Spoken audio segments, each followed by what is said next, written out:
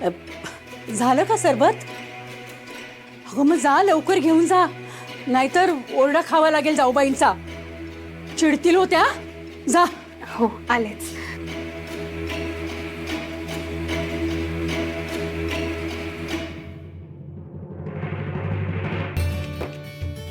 आई, इतका कसला आनंद झालाय का तुला? मला सुद्धा होतो आनंद कधी कधी. बरं मला सांग, तुला कशी वाटते रे तुळसा? मला तर खूप चांगली वाटते. तुळसा चांगली आहे की, सालस आहे, समजूतदार पण आहे. बाजादा कुठं वाटस तू? गावात धरून शोधतोय मी तुला. का? अरे तूच सांगितलं होतंस ना की गावात कोणी नवकी बाई आली तर सांग म्हणून. अरे त्या गंगीकडे एक बाई आली आहे. मी तिला सकाळी उठून कुठेतरी जाताना बघितलंय. मग निस्ता बघशील? अरे बाईला तुझा पाटला करायचा नाही का? अरे बघायचं रे कुठे जाते ती. तू काय कामाचा नाहीस. हा तुले मोठा उपयोगाचा ना, मग तू शोध घे, मी कशा पाहिजे जाऊ. आणि तसं पण बाबाजी महाराजांनी तुला लय मोठी पदवी दिली ना, तुला लय मान दिलाय. मग म्या का शोधू? मी तुला सांगितलं हेच मोठं समज. नाही नाही, हे असं लग्न आधी माणिकनी सासरी राहायचं म्हणजे. अहो जरा समजून घ्या. अहो काही गोष्टी ह्या बायकांच्या असतात, सगळ्यांना अशा उघड उघड नाही सांगता येत. पण मला माणिकने सांगितल्या आहेत त्या आणि मला पटल्याही आहेत त्या. आणि माझा माणिकवर विश्वास आहे. तिने मला शब्द दिलाय की एका खोलीत राहणार नाही म्हणून. हट्ट सुद्धा करणार नाही ती तसा. सांगितलंय तिने मला. आणि लक्ष ठेवायला मनोरमाबाई आहेतच की. आणि मी काय म्हणते की जर माणिक इथे राहिली तरच ह्या लग्नाचे योग लवकर जुळून येतील. कळतंय का? अगदी बरोबर बोललात तुम्ही.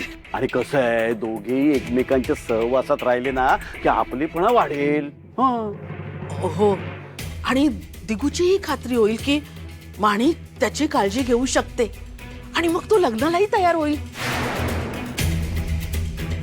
बर मग ठीक आहे, तुम्ही ठरवाल तसं. राहू दे माणिकला इथे काही दिवस. आणि सुभेदार, आपण असंच म्हणायचंय की जे काही होते ते चांगल्यासाठीच. मला खात्री आहे त्यामुळे दिगू नक्की लग्नाला तयार होईल. आणि एकदा का दिगू तयार झाला मग धडाक्यामध्ये आपण लग्नाचा बारूड होऊ. ए म्हातारे, बरं झालं इथंच गावलीस. तुला शोधत होतो.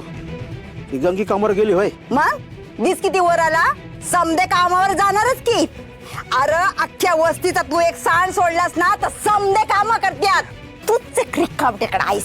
ए टोकरे, उगा गुट्टी बाजू नका मला. त्या गंगीकडे राहिली पाहुणी कोण आहे आणि कुठे आहे ते सांग. ती बी कामावर गेली होय. वय ती बी गेली. मनोरमा बाईंकडे तिला बी काम भेटलंय.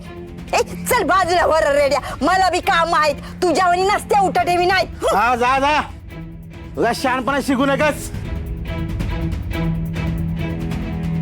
आता सरळ मनोरमा बाईंच्या घरात जाऊन खातर करतो. काय करू?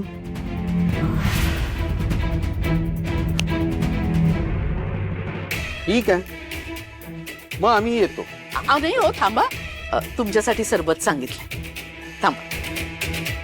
तुळसा, ए तुळसा,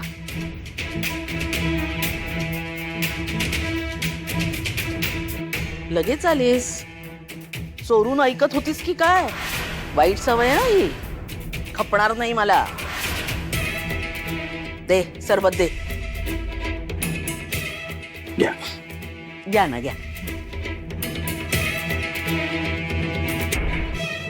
ही कोण? हिला पाहिलं नाही आधी कधी. अहो नाही हो, तात्पुरती ठेवली आहे. नवीन मोलकरी नाही, पण चांगलं वळण आहे. हो तुळसा थांब. यमुनीच्या खोली शेजारची खोली आहे ना, ती छान झाडलोट करून स्वच्छ करून घे. चादरी बदल, खोली नीट नेटकी कर. आणि मग त्यात माणिकचं सगळं सामान, तिचे सगळे कपडे व्यवस्थित लावून ठेव. अगं आपल्या घरची होणारी सून आहे ती. गृहलक्ष्मी आहे, गृहलक्ष्मी. हीच का ती तुळसा? हिच्याच बद्दल माणिक सांगत होती.